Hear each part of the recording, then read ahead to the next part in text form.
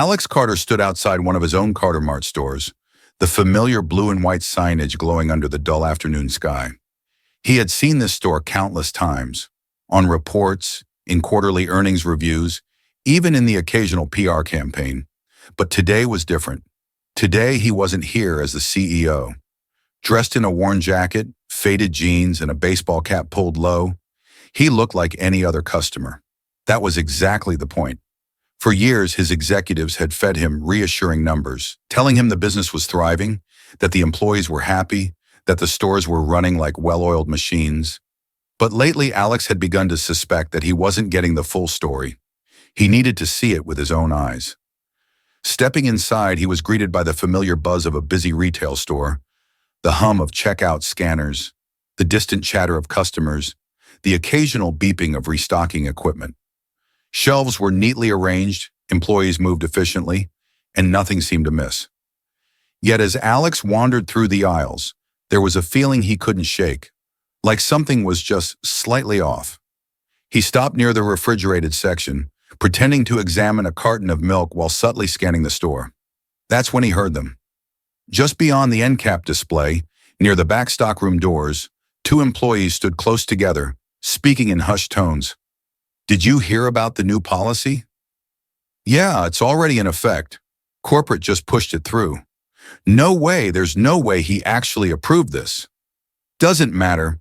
We're not supposed to say anything to customers. If they find out, they'll be furious." Alex's stomach clenched. His heartbeat quickened as he took a slow step closer, pretending to adjust the items in his basket. A policy change that he never approved? The employees exchanged uneasy glances before one of them muttered, "I don't like this. Feels wrong." Alex felt a sudden rush of anger, not just at the policy itself, but at the fact that he was being kept in the dark. Whatever this was, it wasn't just a minor adjustment. If it was enough to make employees nervous, it was enough to make customers furious. And yet, here he was, standing in the middle of his own store, listening to whispers about a decision he never made. They thought he had no idea. And that was exactly the problem. Alex remained where he was, carefully shifting a cereal box in his hands, pretending to examine the ingredients. His ears, however, were completely tuned in to the hushed conversation happening just a few feet away. "We're not supposed to tell customers. Corporate doesn't want them to know." His grip tightened slightly. That sentence alone sent alarm bells ringing in his head. What could possibly be so secretive that employees were being told to stay quiet?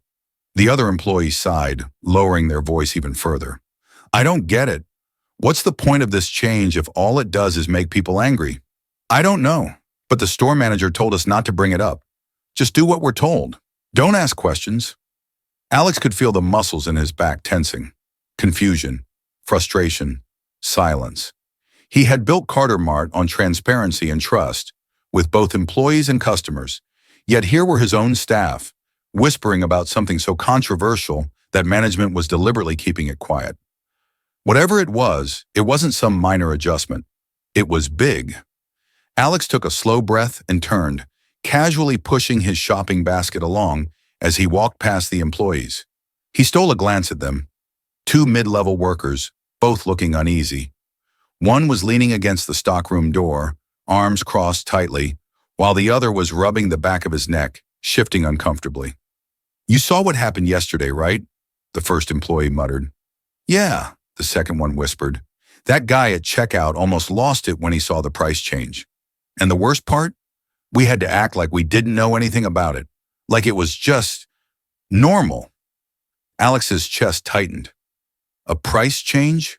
His mind raced through recent corporate directives, trying to recall anything remotely related. There hadn't been any major changes to pricing or fees, at least not any that had crossed his desk.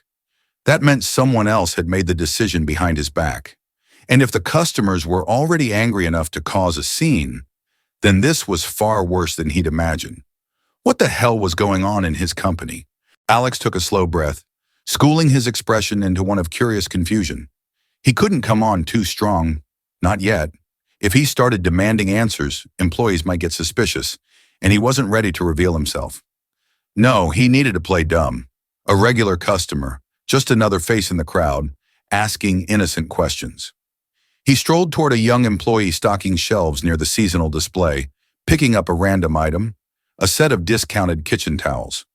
He turned to the worker, offering a friendly smile.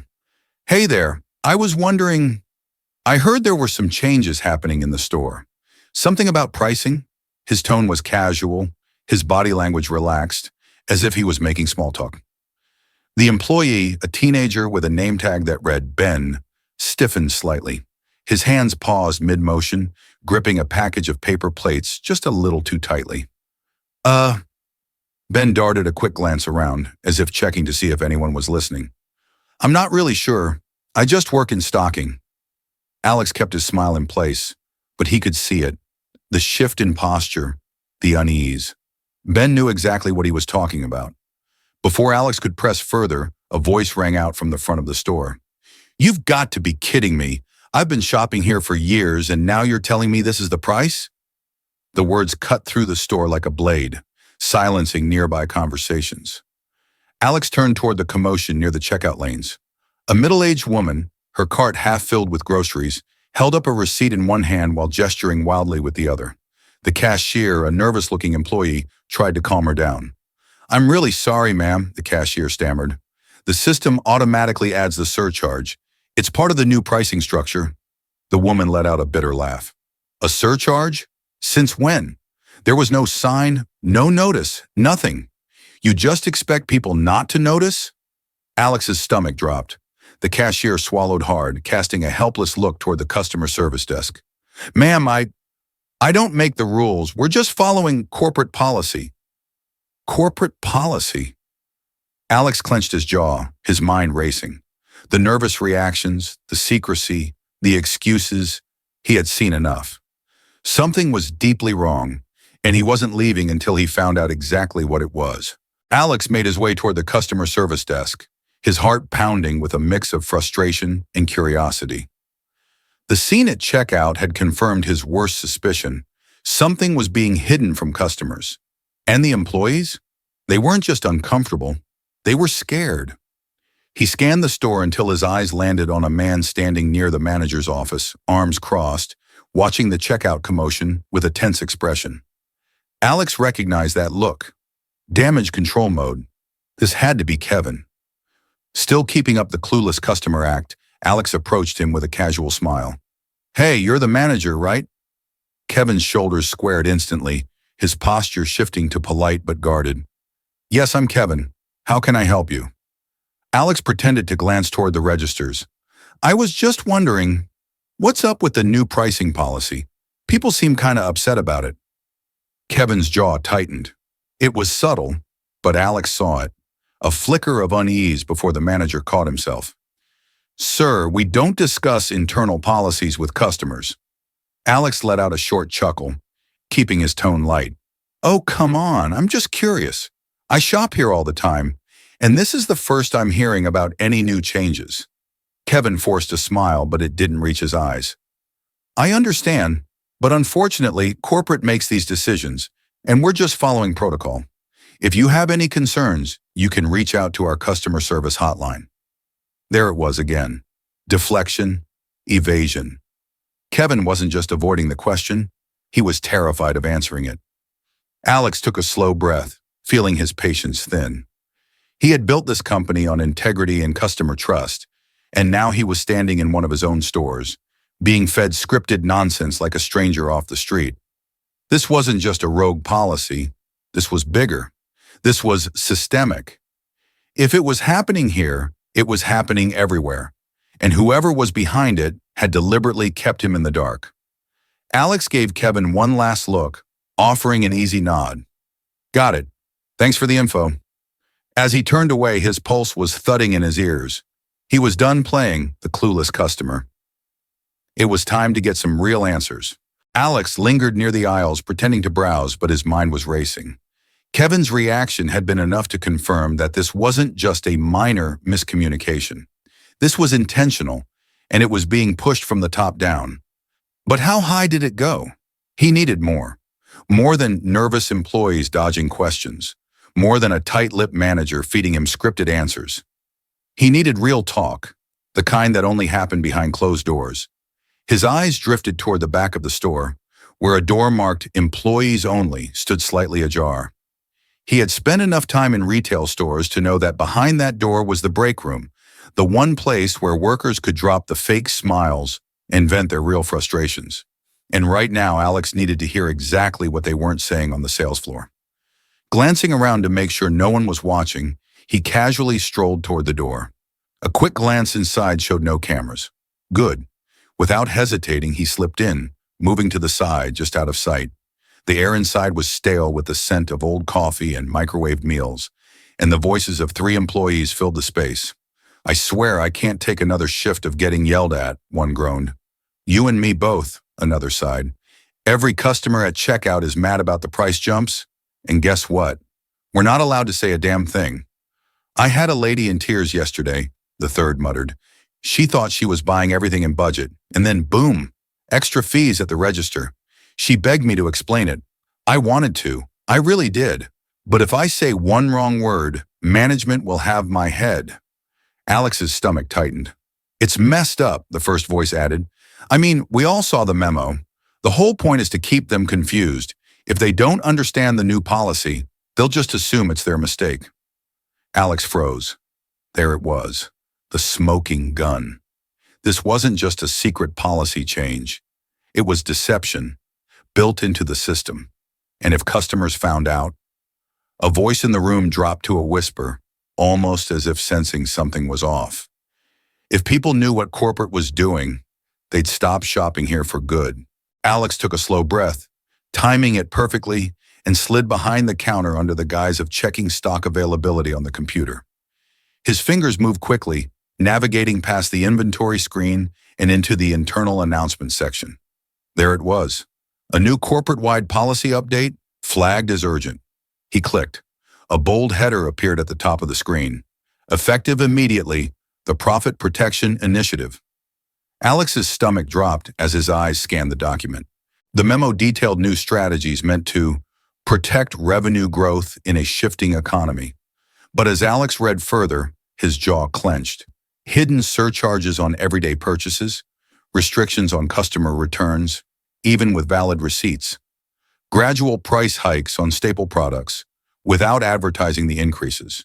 Discounts that appear on sale tags, but don't actually apply at checkout. It was corporate manipulation at its worst, designed not just to increase profits, but to mislead customers into spending more than they realized. And then he saw it. At the bottom of the memo, in bold letters, "This initiative has been approved and authorized by senior leadership." His breath caught as he saw the signature beneath it. It wasn't his. The name printed at the bottom belonged to Nathan Pierce, his own CFO. Alex's hands tightened into fists. Nathan had pushed this through behind his back. A wave of anger surged through him.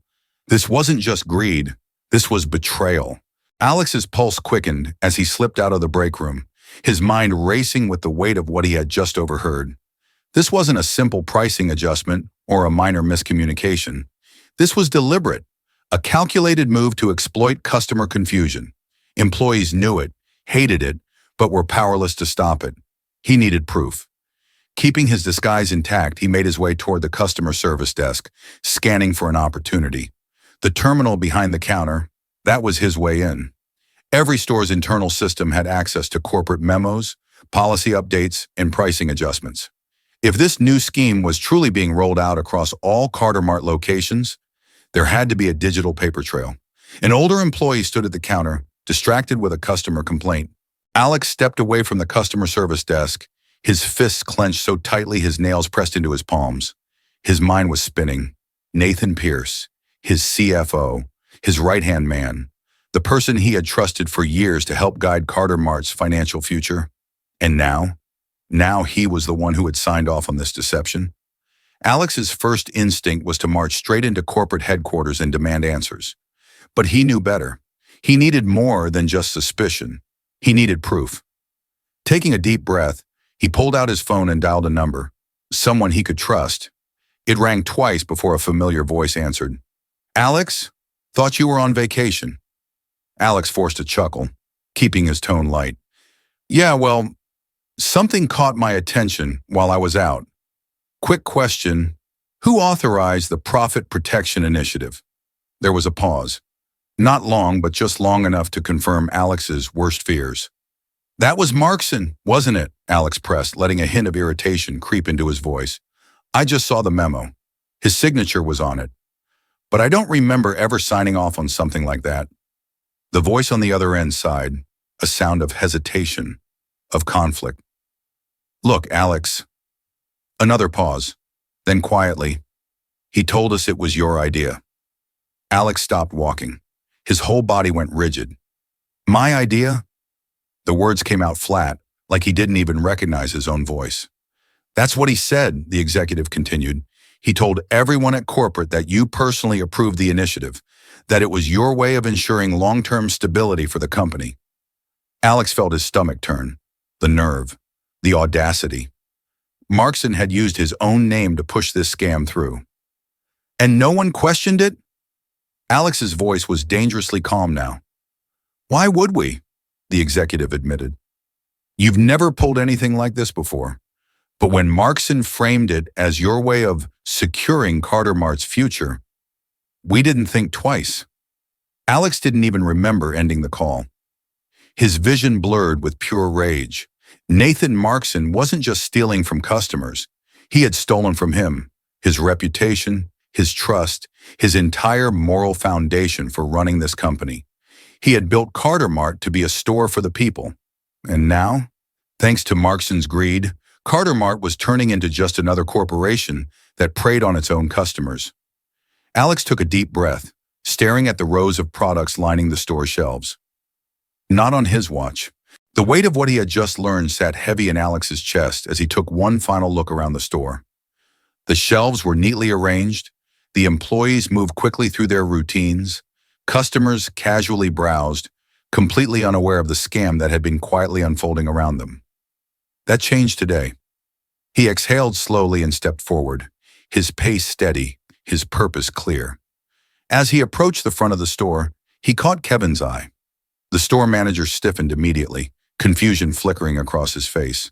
Alex reached up, pulled off the baseball cap, and smoothed back his hair. The moment he removed his hoodie, murmurs rippled through the employees. Recognition hit them like a wave. Wait, is that? Oh my God! The cashier near the register dropped her scanner. Kevin's face went pale. A heavy silence fell over the store. Good afternoon, everyone. Alex's voice was calm, but there was steel beneath it. For those of you who don't know me, my name is Alex Carter. I own Carter Mart. Kevin visibly swallowed, his jaw tightening. The room remained frozen. Employees glanced at each other. Customers stood still, no one knowing exactly what to do.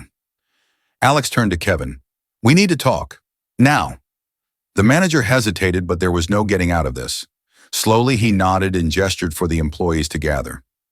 Within minutes, every staff member stood in a loose circle near the customer service desk. Some looked nervous, others relieved. Alex folded his arms, his voice even. I know about the Profit Protection Initiative. I know what's been happening here, and I know none of you were given a choice.